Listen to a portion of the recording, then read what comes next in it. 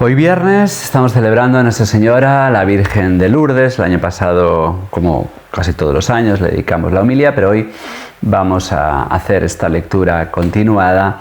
Ya estamos terminando viendo el ocaso del reinado de Salomón, el ocaso del Reino Unido, el fin del reino del norte y del sur unidos a la muerte de Salomón. Son estos capítulos 11 y 12. Ayer presentamos a los enemigos de Salomón, a Hadad, el Idumeo, en el sur. En el norte vemos al rey de Damasco, Rezón, y dentro le va a surgir a uno de sus generales, Jeroboam, otro enemigo. De modo que el reino de Salomón va a perder esa paz que da su nombre, Shalom, Salomón, esa paz que caracteriza los 40 años del reinado de Salomón, van a ver su fin. Porque la paz es un bien que hay que custodiar y que nunca se compra para siempre. Vemos primero la profecía de Ahías. Ahías, profeta de Silo, va a profetizar esta división. Es lo que nos presenta el texto de hoy. Salía Jeroboam de Jerusalén y este profeta Ahías de Silo, seguramente también descontento por la situación de Salomón. El esplendor del reinado de Salomón tiene su cruz, su cara y su cruz.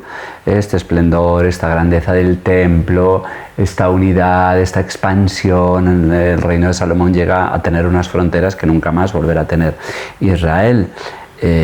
Hoy vemos, esto está de rabiosa actualidad, cuando vemos cómo Israel quiere agrandar sus fronteras, la guerra con los palestinos, la Franja de Gaza, la Cisjordania.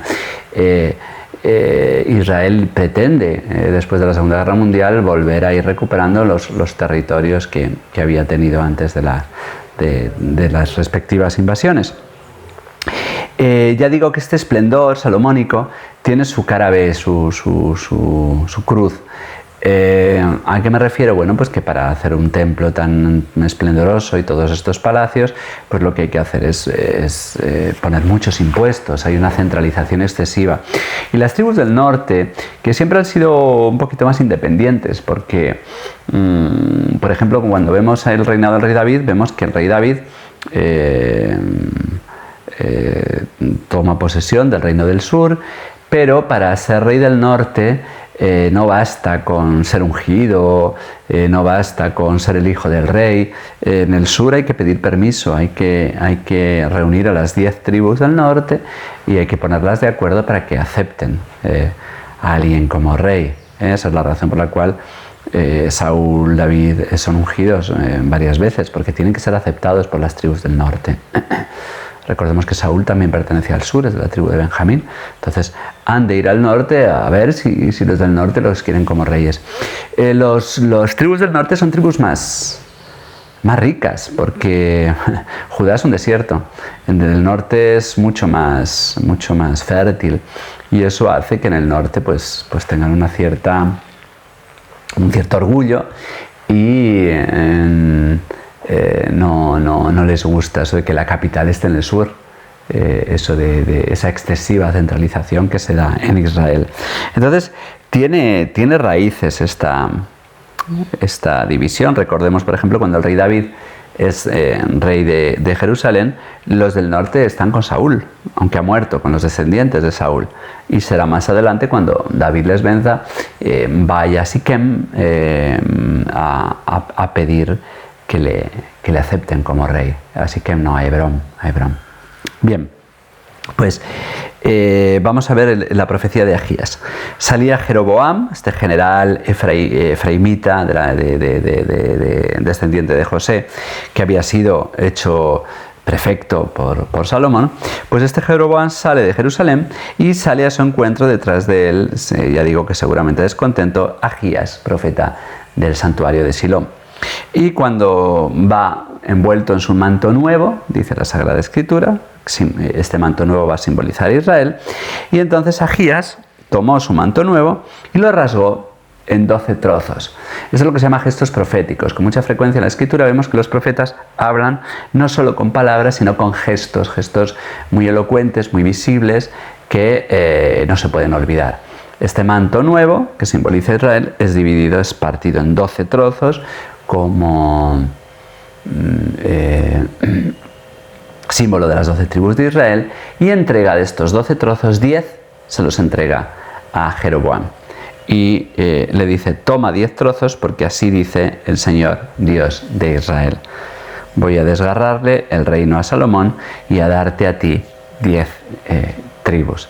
Si se acuerdan, esto también le había pasado a Saúl, que le arranca el profeta Natán su manto, lo desgarra y le dice, así va a pasar con el reino, hablando primero de la división entre David y Saúl y después de esta división. Voy a desgarrar el reino a Salomón y a darte a ti 10 tribus. Lo restante será para Salomón o para su descendiente, para Roboam. Judá y Benjamín son esos dos trozos restantes, esas 2 tribus que quedan. Lo restante será para mi siervo David, y también a él le daré la ciudad que elegí entre todas las tribus de Israel, Jerusalén. La liturgia omite los siguientes versículos y explica por qué. Porque me ha abandonado. El reino del sur, Jerusalén, el rey Salomón, han abandonado al Señor. Porque me ha abandonado y se ha postrado ante Astarte, diosa de los sidonios, ante Quemos, dios de Moab, y ante Milcón o Moloc o Malcón. Moloc es el dios de los amonitas, que ha pedido sacrificios humanos. No consta que Salomón haya sacrificado sacrificios humanos, pero Moloc es un dios terrible, ¿no? Un ídolo terrible. Salomón no ha seguido mis caminos, haciendo lo que es justo a mis ojos, no ha seguido mis decretos ni mis sentencias como había hecho su padre David. Ya sabemos que tampoco David había cumplido todos los mandatos, pero se había dejado corregir, había pedido perdón cuando es censurado por Dios, y es un rey según el corazón de Dios. Daré a su hijo, a Roboam, una tribu. En realidad 2, Benjamín disuelta en Judá. Daré a su hijo una tribu para que quede siempre a David, mi siervo, una lámpara. Dios es fiel a la alianza, y a David le ha hecho una alianza y una promesa. Siempre habrá un descendiente. Es verdad que es una promesa condicional mientras seas fiel, pero aunque Judá no sea fiel, siempre va a quedar la casa de David, de la que va a venir Jesús.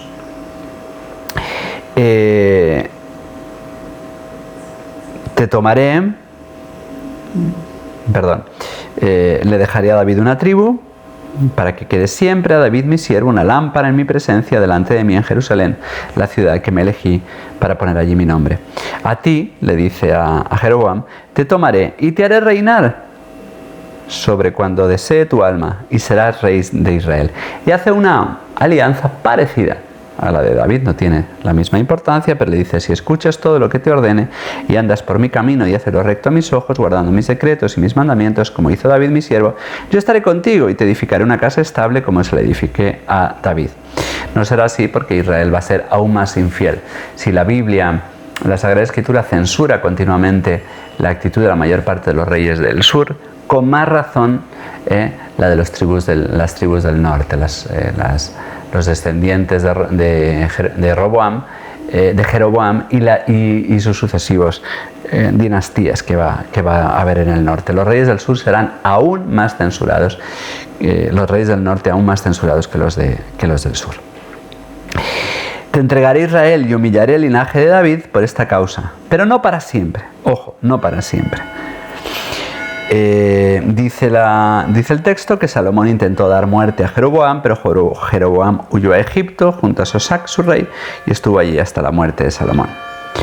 El resto de los hechos de Salomón, todo lo que hizo y su sabiduría, está escrita en ese libro, el de los hechos de Salomón, un libro que hemos perdido, que no conocemos, que en aquel tiempo pues debían conocer todos los hechos de Salomón, que no es un libro revelado y por lo tanto no ha llegado hasta nosotros, pero que cuenta más cosas del rey Salomón, y que ha debido además ser una de las fuentes de estos libros de los reyes, porque es anterior, es un libro conocido ya por ellos.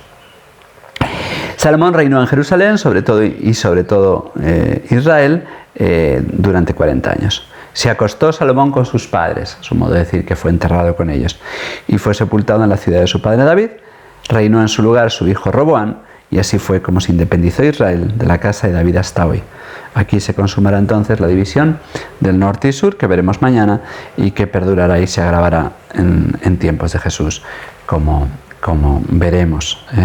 Es esta división como fruto del pecado, y esto explicará la proverbial enemistad que va a existir entre los judíos y los samaritanos. Ya digo, esta enemistad es antigua. Las tribus del norte son más ricas y por lo tanto celosas de esa centralidad del rey que en el sur, que al fin y al cabo Jerusalén está prácticamente en un desierto en Judá, celosos de ver cómo esta ciudad cada vez es más esplendorosa y ellos no son tan mimados. Y esto se va a hacer aún más grave, se va a acentuar más esta división a lo largo de estos años en que, como veremos mañana, el norte se va a hacer idolátrico, va a empezar a adorar a Yahvé, pero en otros templos, contra la orden de Dios de centralizar en el templo de Jerusalén la adoración al Dios verdadero. Y eso se va a ir acentuando todavía más en el destierro, porque Asiria se hará con el reino del norte y el reino del norte va a ser repoblado, cuando se deporten a sus principales autoridades, va a ser repoblado por pueblos paganos. Y eso va a hacer que cuando vuelvan del destierro, el segundo destierro, el de Babilonia, en el norte vamos a encontrar a muchísimos extranjeros. Y esa va a ser la razón por la cual los del sur, Judá, van a despreciar a los del norte, que en un momento concreto de la historia de los reyes van a poner su capital en Samaria. Y por eso ya desde entonces va a haber una proverbial enemistad entre los del sur y los del norte, incluso lo que está más al norte, Galilea. Por eso llamarán a Galilea de los gentiles. Ahí propiamente también hay judíos, pero eso les considera, al estar más lejos de Jerusalén, se les considera paganos. Fíjense que ahí vive José y María, nadie más creyente que ellos, y los apóstoles, muchos que bajan al sur a escuchar a Juan Bautista, pero en Judá va a haber este soberbio orgullo que va a hacer que desprecien a Galilea como a Galilea de los gentiles, y que haga que, por ejemplo, cuando se le anuncia a Natanael, hemos encontrado al Mesías, viene de Nazaret, y dice, de Nazaret puede salir algo bueno de Galilea, puede salir algo bueno del norte, de este lugar proverbialmente idolátrico, ignorante, alejado del Señor. Bueno, pues toda esta enemistad va a tener sus raíces en esta época e incluso anterior. Bien, pues mañana veremos cómo se consuma esta división, y con esto terminamos ya la historia del reino unido de Israel y de Judá en manos de David, de Saúl, de David y de Salomón.